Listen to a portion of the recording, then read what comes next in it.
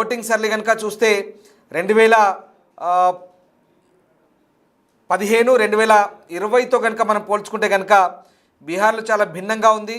Bihar voting సరళి ఈసారి చాలా భిన్నంగానే జరిగింది. అప్పటికిప్పటికి చాలా తేడా ఉంది. రెండవ దశ పోలింగ్ ఇవాళ జరిగింది.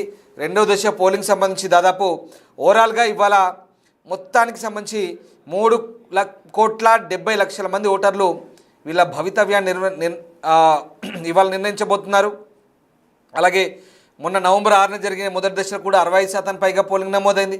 ఇవాళ కూడా 60% పైగా సెకండ్ ఫేజ్లో నవంబర్ 14 నాటి ఇవాళ నమోదైంది. ముఖ్యమంత్రి నితీష్ కుమార్ను మళ్ళీ జేడీయూ తమ సీఎం ఫిగర్గా పెట్టింది. ఈసారి మహాగఠబంధన్ తేజస్వి యాదవ్ను సీఎం ఫిగర్గా అనౌన్స్ చేసింది. ఎన్నికలకు వెళ్ళింది. కాంగ్రెస్ పార్టీ అలాగే నితీష్ ఆర్జేడీ సర్వశక్తులొడ్డాయి.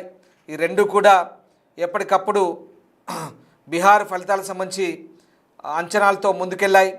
కానీ ఏం జరిగింది? కానీ బీహార్ ఎన్నికలకు సంబంధించి ఈసారి ఎలాంటి ఫలితాలను ప్రజలు ఓట్ల రూపంలో నిక్షిప్తం చేశారు? ఈసారి ఎలాంటి అంచనాలు ఉండబోతున్నాయి? సో ఓవరాల్గా బీహార్ దంగల్, బీహార్ ఫైట్ ఏం చెప్తోంది? బీహార్లో ఎవరి వైపు ఈసారి మొగ్గు చూపబోతున్నారు? సో ఎలా ఉండబోతుంది? ఎస్, ఒకసారి మ్యాట్రిజ్ సర్వే సంస్థ మరొక లేటెస్ట్ అప్డేట్ అంతోంది. మ్యాట్రిజ్ కూడా టైమ్స్ ఆఫ్ ఇండియా మాదిరిగానే 167 ఎన్డీఏకి మ్యాండేట్ ఇస్తున్నారు. 167 147 నుంచి 167 బీజేపీ ప్లస్ జేడీ కలిపి, కాంగ్రెస్ ప్లస్ ఆర్జేడీ కలిపి 70 నుంచి 90, అదర్స్ 2 to 10.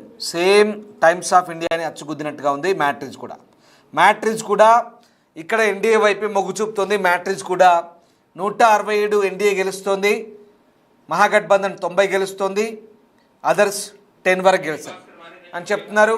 దైనిక్ భాస్కర్ మరొక అప్డేట్. దైనిక్ భాస్కర్ కూడా ఎన్డీఏకే పట్టం కడుతున్నారు.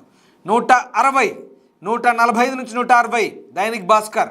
కాంగ్రెస్ ప్లస్ ఆర్జేడీ 91 73 నుంచి 91 ఇతరులు